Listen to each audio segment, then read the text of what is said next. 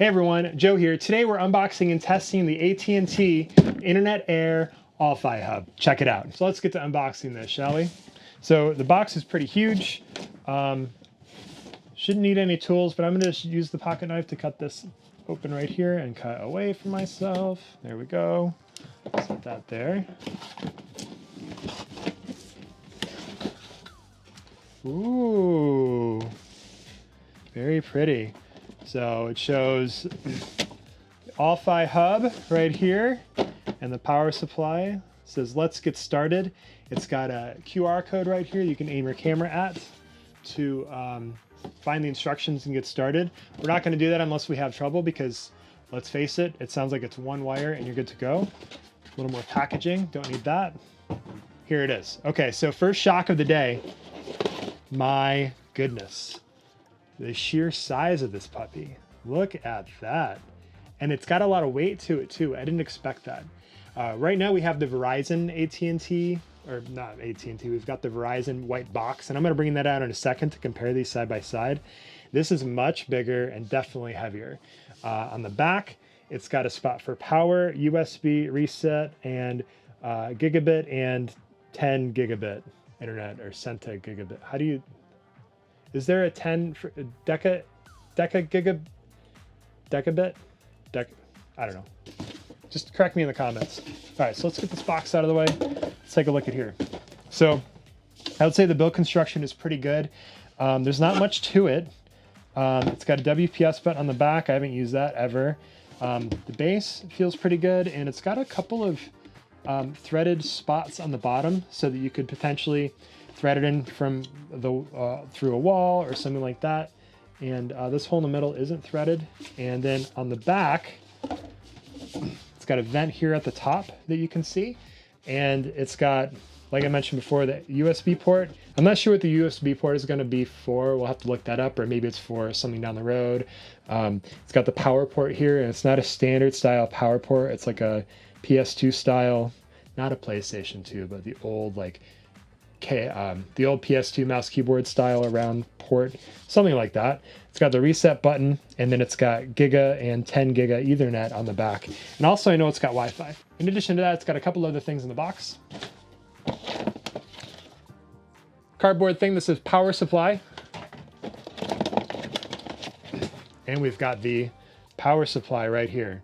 So we're gonna go ahead and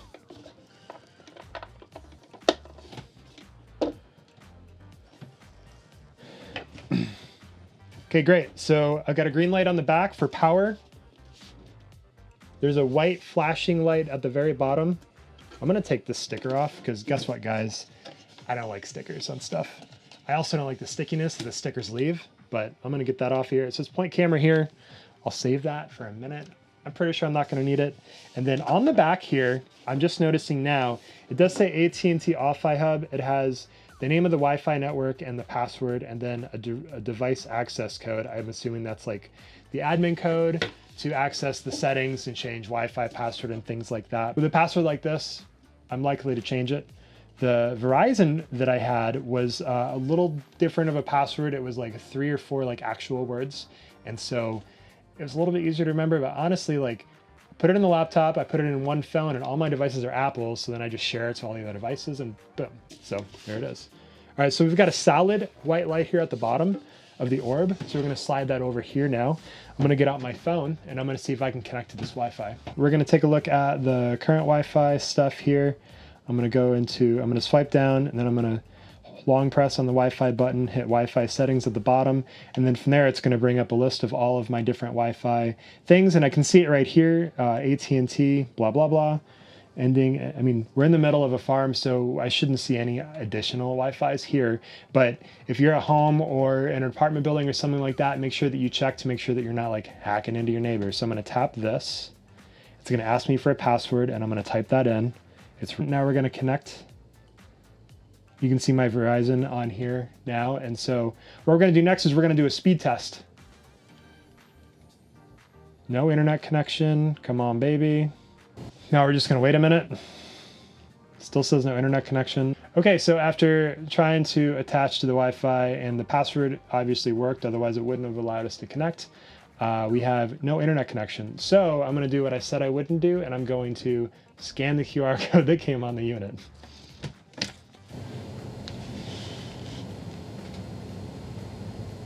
Okay, I'm going to turn my Wi-Fi off and then try to load this website that the QR code links to. It's going to bring up my Smart Home Manager. There we go. Let's say get. Double click on that baby. So I guess the Smart Home Manager is part of the setup. So let's just go through the process there and see what it's going to do for us. Downloaded, we're going to open it up. Accept.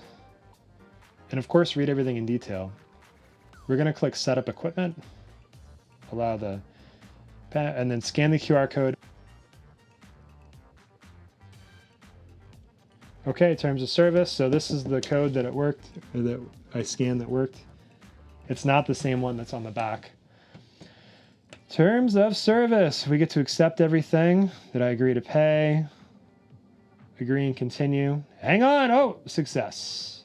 If you're not redirected automatically, click here. We're going to open that app again, I guess. Let's begin your AT&T Air setup, or Internet Air. It takes about 20 minutes. Okay, let's speed this up. As far east as possible. Interesting. Help me find the closest tower.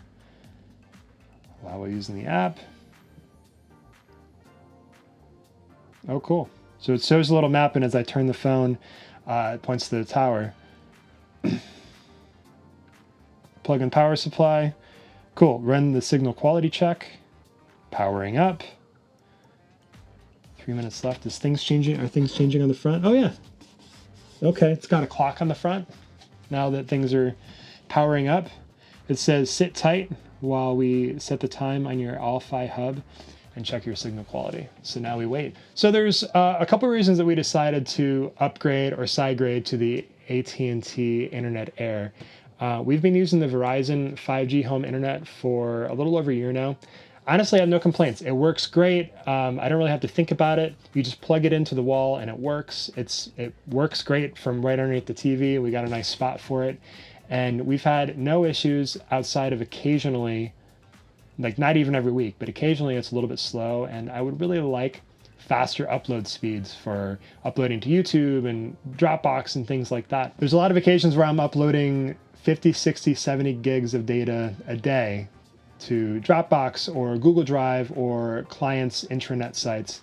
And I would just like it to be a little bit faster, because sometimes 60 gigs can take 2 days, 3 days if my upload is running slow. And so I'm hoping that this runs a little bit faster. The other reason that we're upgrading is I've been an AT&T customer for 15 plus years, and I've always been really happy with them. And we've got the Verizon 5G internet box, and it's the only Verizon thing that we have. So it makes logistical sense to get everything on the same bill. The Verizon box, we're paying $50 a month, and this is for the first 3 months, $55, and then it drops to $35. And so after that initial hump, we're going to be down to $15 a month less than what we're paying with the Verizon, and they have faster advertised speeds. Okay, it says to unplug and plug back in.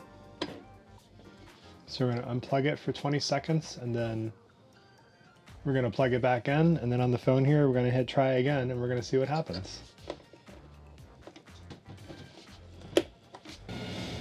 Okay, so I waited a few minutes, and it just kind of started working. I turned my Wi-Fi back on and connected, and it said no internet connection for a while, and then finally it connected. And so now that we're connected, we're going to fire up a speed test using the speedtest.net app and see what kind of speeds we're looking at. Now, of course, we're going to be limited to the bottleneck of Wi-Fi. While this modem and my other modem both have Ethernet ports on the back, I don't have an Ethernet cord right now. I tried looking for one and I couldn't find it, because when's the last time? Am I right? So for right now, our speed tests are going to be limited to Wi-Fi only. So let's get cracking on that.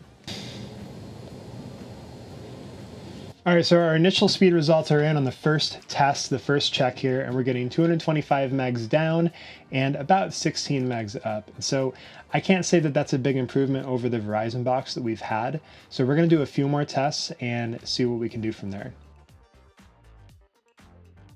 Okay, so for the results for the second test, we're looking at 236 megs down and about 16 or 17 megs up. That's still not really what I was hoping for. I was hoping for 300 down and 30 up. So we're going to change the server just in case we're having an issue where speedtest.net thinks we're in California because of the IP address that's being assigned to us. We're going to manually go through in speedtest.net in the app here and select a more local Seattle server and do a speed test that way.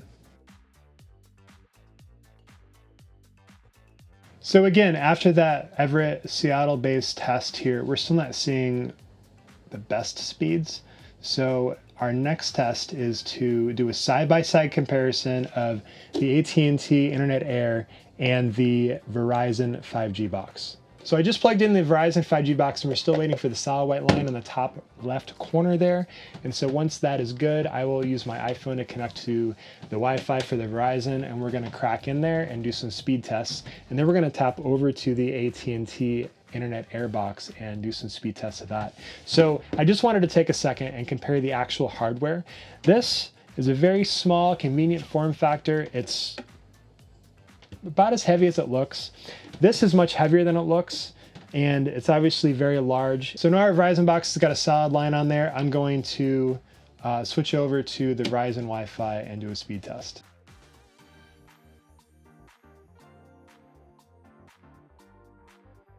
All right, so the first speed test that we did with the Verizon box is showing about 200 megs down and about 15 megs up.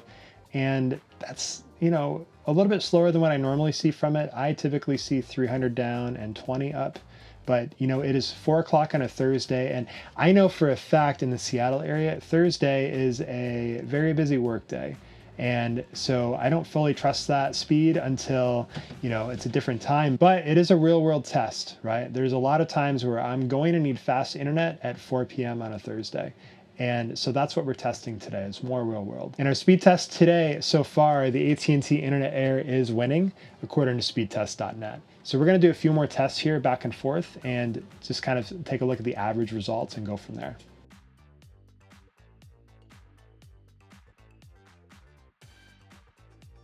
So that was our final test on Verizon. Now we're going to switch over back to the AT&t Internet Air, do a couple or a few more tests to see if we get results that are consistent. And then based on those results, we're going to switch over to the cellular data on my iPhone 13 Pro Max, just to see if, what's going on.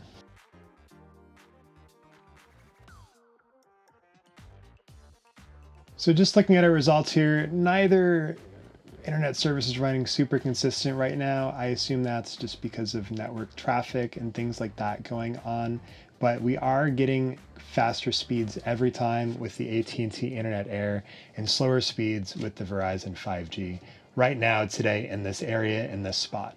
We're going to do one last test. We're going to do 3 quick speed tests without the Wi-Fi turned on my iPhone at all, and we're just going to look at the cellular data from AT&T just on my iPhone 13 Pro Max. Here we go.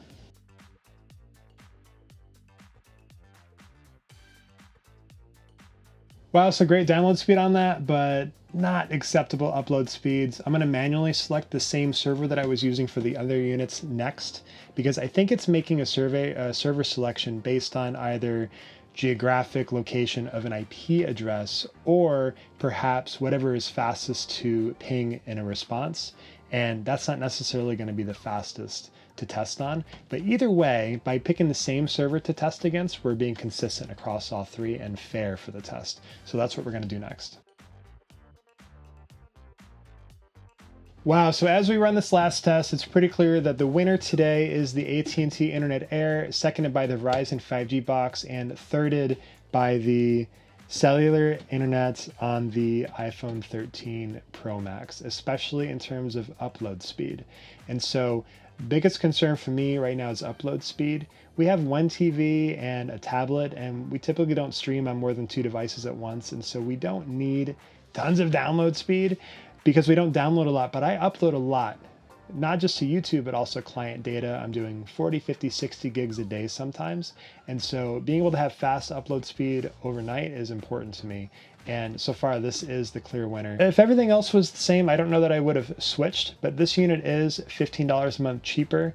And so I think I'm going to keep it and turn this back in. So that's my plan right now. All right, so let's take a moment to evaluate the differences in hardware between the AT&T Internet Air All Hub and the 5G Internet Cube box. Now, we've had this unit for about 12 or 15 months now, and we've never had any issues with it. We don't mess with it. No complaints, except that it takes like 10 minutes to connect once it gets plugged in. So if we have a power outage or something like that, it's 10 minutes. So the box is very nice, clean. It's a nice form factor. It fits in a lot of places. It's got the WPS button on the back, and then on the bottom is where you plug in power, and it has 2 Ethernet jacks on the bottom down here. So you can plug in a router or plug straight to your TV or a gaming console or your computer, whatever you need to. It doesn't have speeds listed on the box. I've never used those. It also has a reset button that you would use the like a safety pin, reach up in there to reset the unit. Now let's take a look at the AT&T All Hub. The AT&T All Hub physically is larger. Physically, it's heavier. It's a cleaner look. It does have the time on the front, so it has some usefulness to it. So I think I'm happy about that. On the back, it has a higher quality power supply. It's pulling, or at least the power supply is rated for 12 volts at 6 amps, which is, honestly, that's a lot of power. That's quite a bit.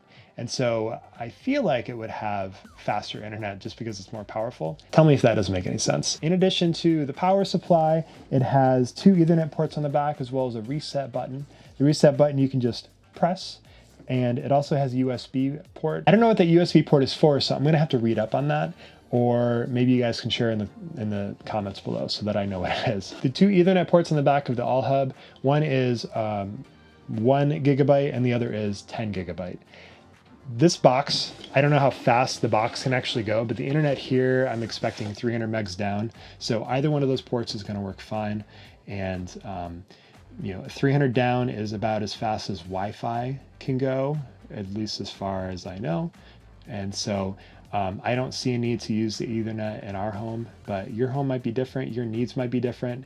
And if you have a device that's on the other side of the house, this might not work well through walls. I'm not able to test that. So you might end up using that Ethernet port to plug it into an existing wired network or something like that. In terms of speed and price, this is the clear winner.